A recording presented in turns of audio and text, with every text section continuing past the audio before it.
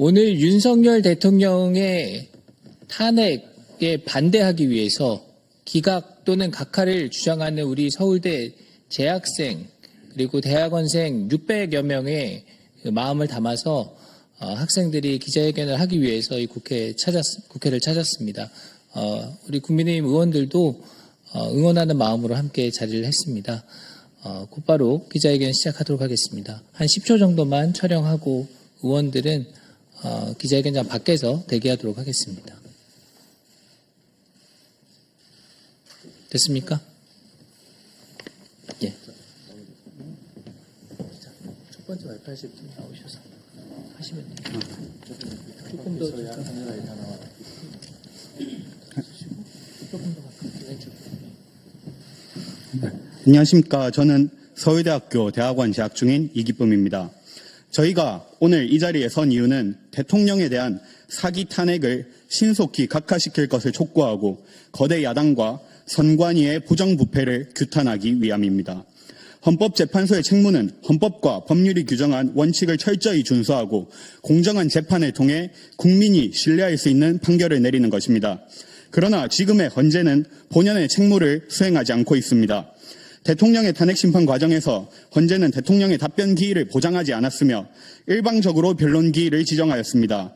또한 피소추인인 대통령으로 하여금 증인신문조차 직접 할 수 없도록 하였으며 초시계까지 동원하여 증인신문 시간을 제한함으로써 피소추인의 방어권을 제대로 보장하지 않았습니다. 국회 측의 수사기록 인증등본 송부 촉탁 신청을 채택하는 위헌을 저질렀으며 이에 대한 헌재의 답변은 헌법재판소법이 금지한 것을 하위 규정인 심판규칙으로 가능케 한다는 지극히 몰상식한 답변이었습니다. 다수의 증인들이 검찰 조서의 내용을 부인하였음에도 불구하고 이를 증거로 채택하였으며 특히 일관성이라고는 전혀 찾아볼 수 없는 곽종근의 진술과 그 누구도 알아볼 수 없는 홍장원의 메모조차도 증거로 채택하였습니다. 그러나 계엄 선포의 핵심적인 이유인 부정선거와 관련된 증거 신청들은 모두 기각하였습니다. 한덕수 권한대행의 탄핵소추안은 깊게 고민할 필요도 없는 사안임에도 불구하고 시간을 끌고 있으면서 마은혁 후보 임명에 대한 권한쟁의는 너무나도 신속하게 진행시켰습니다. 헌법재판관들의 편향성은 현재 전 국민들이 인지하고 있는 상태입니다. 즉, 그 누구도 헌법재판관들의 공정한 판결을 기대하기 힘든 상황입니다. 어떤 사람이 편향성을 짙게 드러낸 판사에게 재판을 받고 싶겠습니까?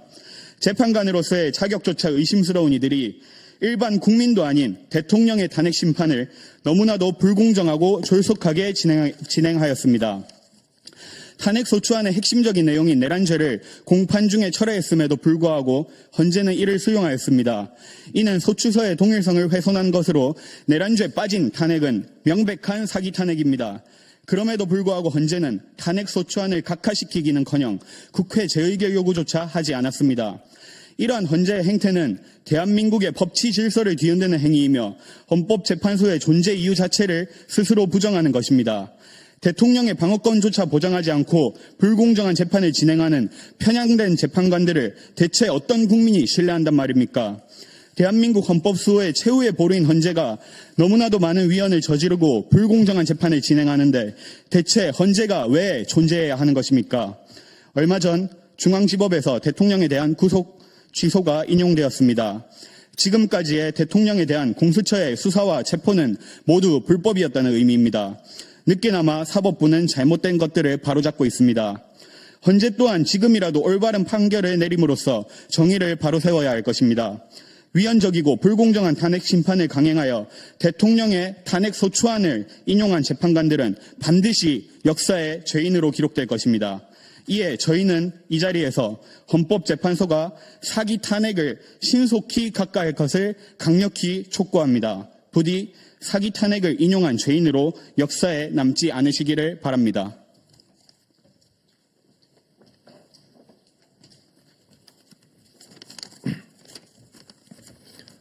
안녕하십니까. 저는 서울대학교 탄핵반대 시국선언 대표 김민섭입니다. 저희 탄핵을 반대하는 서울대인은 국회, 헌재, 공수처가 자행한 불법 탄핵 각하를 요구하고 비상계엄을 통해 알게 된 개혁이 필요한 사안들을 말씀드리겠습니다. 저는 지금까지 대한민국은 입법부, 사법부, 행정부가 상호 견제와 균형을 통해 운영되는 삼권 분립의 국가로 배웠습니다. 그러나 교과서와 현실은 매우 달랐습니다. 입법부, 특히 과반의 의석을 가진 민주당은 자신 마음대로 대한민국을 장악할 수 있었습니다. 여러분이 목격하신 바와 같이 대한민국의 대통령은 이렇게 빠르고 쉽게 체포되고 구속됩니다. 그러나 8개의 사건, 12개의 혐의, 5개의 재판을 받는 피의자라도 거대 야당의 당대표라면 절대로 감옥에 가지 않습니다.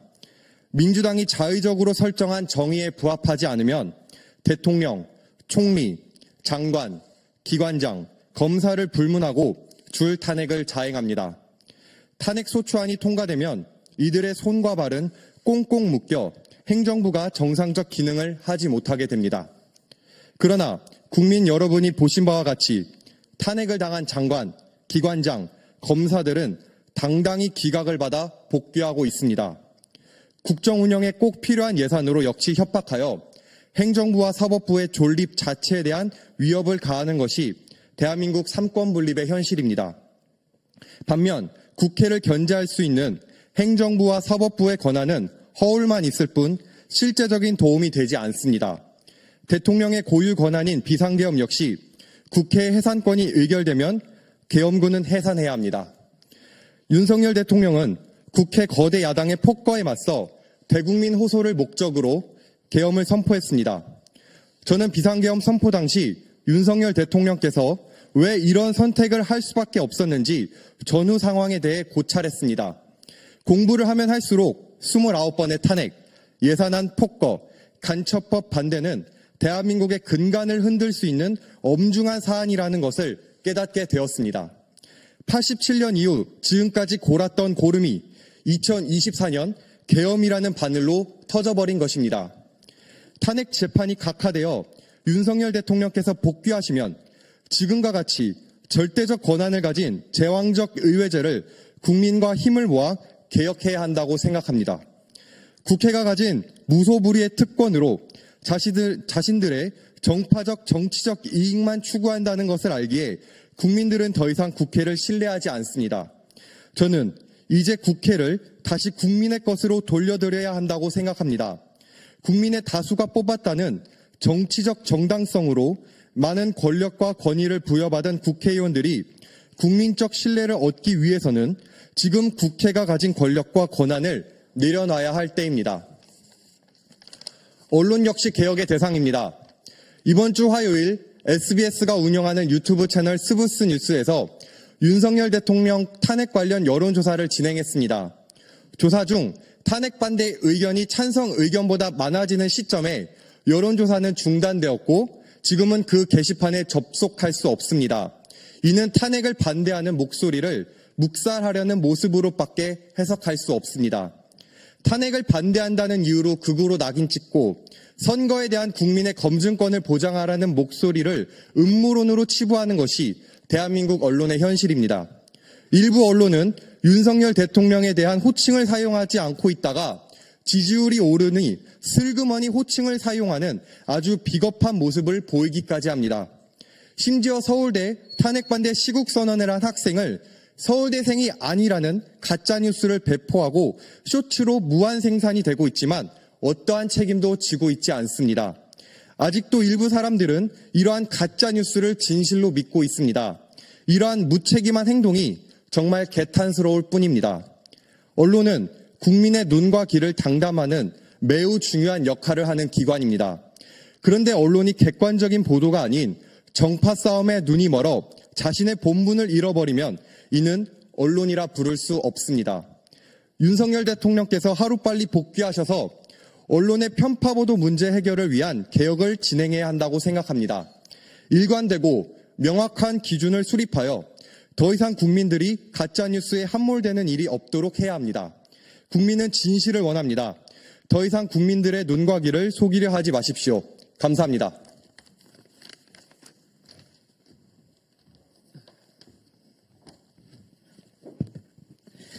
안녕하세요. 저는 서울대학교 건축학과 석사과정 재학 중인 김의현입니다. 자유민주주의 국가인 대한민국은 헌법에서 국민 개개인에게 주권이 있음을 명시하고 또 국민은 선거를 통해 그 주권을 위임합니다. 그래서 선거는 민주주의의 꽃이라고 불립니다.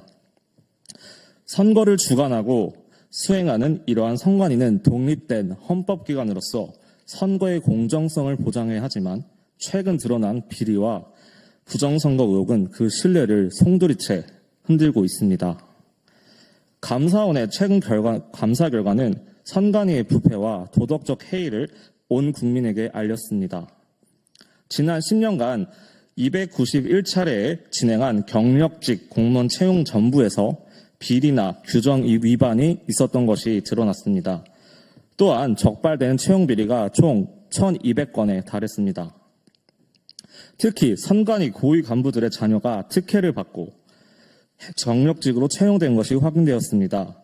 하지만 그간 수많은 비리에도 채용 비리에 대한 해고는 전혀 없었고 특히 채용직 고위 자녀들은 면직은커녕 지방 공무원 복귀라는 시도를 하였습니다.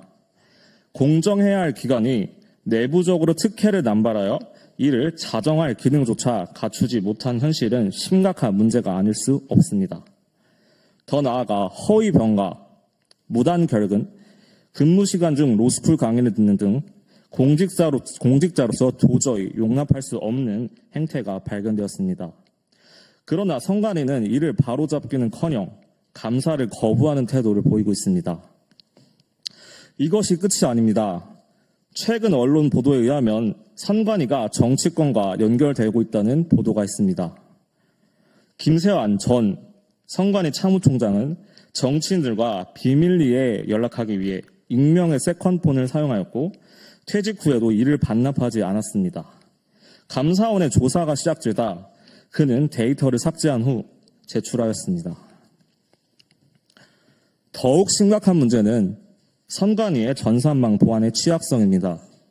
국정원 보안 점검 결과 선거관리 시스템의 핵심인 인터넷망, 업무망, 선거망이 완전히 분리되지 않았고 외부 해커가 침투할 수 있다는 가능성이 확인되었습니다. 헌법재판소 공개 변론에서 전 국정원 전 3차장은 이렇게 진술하였습니다. 허술한 전산망을 통해 통합선거임명부를 외부에서 조작할 가능성이 있다라고 밝혔습니다. 사전 투표를 하지 않은 사람이 투표한 것으로, 투표한 사람이 투표하지 않은 것으로 조작이 가능하며 심지어 유령 유권자를 등록할 수 있다고 밝혔습니다. 선관위 서버의 관리 상태는 이와 같이 사실상 부정선거에 악용될 가능성이 높으며 의도적으로 방치한 것으로 보입니다. 나아가 선관위 선거 제도 가운데 부정선거 의혹을 절대 벗을 수 없는 부분이 있습니다. 특히 지난 2020년 총선에서 우편 투표 결과가 대표적입니다. 해당 총선에서 사용된 272만여 건의 우편 투표 중 총 110만여 표에서 위조 및 조작, 개입이 확인되었습니다. 이는 부실 선거라고 치부하기에는 불가능한 통계적인 수치입니다. 등기 우편 조회 시스템을 통해 분석한 결과 정상적인 수령인이 아닌 존재하지 않는 이름, 또 말도 안 되는 이름으로 수령인으로 기재된 것이 무려 19,437건이나 확인되었습니다. 또한 수상한 집배원의 이름이 기재된 사례가 무려 68,539건이었습니다. 이는 정상적인 선거에서는 절대 발생할 수 없는 수치입니다. 뿐만 아니라 우편 투표가 정상적인 경로를 따르지 않고 상식적으로 이해할 수 없는 방식으로 배달되었습니다. 인천으로 향하는 투표지가 경주, 포항, 대전, 부천, 다시 경주, 부천, 포항을 거쳐 인천으로 갔다면 과연 이것이 정상적인 배달이라고 할 수 있습니까? 또한 내비게이션이 40분이 걸리는 거리를 1분 만에 도착한 기록이 32만 8,723건이나 발견되었습니다. 이것은 절대 우연으로 보기 어렵습니다. 이러한 선관위는 수많은 문제를 갖고 있고 개혁 없이는 대한민국의 자유민주주의 미래도 없습니다. 헌법재판소의 판결에 따라 선관위는 감사원의 감찰을 받을 수 없는 성역이 되어버렸습니다. 국정원의 보안 점검조차 제한적으로만 이루어질 수 있습니다. 그렇다면 선관위는 스스로 자정할 능력이 있습니까? 지금까지 행태를 보면 그 답은 명백합니다. 절대 스스로 변하지 않습니다. 저희는 이러한 선관위의 문제점을 타파하기 위해 두 가지를 제안합니다. 먼저 헌법 개정을 통해 선관위의 감사 시스템을 전면 개혁해야 합니다. 지금과 같은 독립적인 헌법기관 지위로는 절대 어떠한 감사도 성실히 이행할 수 없습니다. 따라서 헌법기관에서 행정기관으로 격하 변화할 것을 제안드립니다. 선관위는 헌법기관이 아닌 행정기관으로도 충분히 공정한 선거를 치를 수 있습니다. 행정기관으로서 여러 감사기관의 감사, 사법 및 입법부의 견제 아래서 공정한 선거를 수행할 수 있습니다. 그리고 가족 세습기관으로 전락한 선관위는 국가가 아닌 특정한 인물 또는 조직을 위해 공무를 수행할 우려가 많습니다. 따라서 지금과 같이 경력직이 아닌 공채 위주의 채용으로 대대적인 조직 개편이 필수적입니다. 그동안 비리가 있었다면 철저한 수사와 그 수사로 그 민낯을 밝히고 적법한 형사 절차를 밟아야 할 것입니다. 마지막으로 국민 일원으로서 당부드립니다. 선관위의 국민으로부터 이른 불씨는 부정선거 의혹에 대한 철저한 규명, 철저한 조직 개편과 비리 수사로만 가능하다는 점을 말씀드립니다. 감사합니다.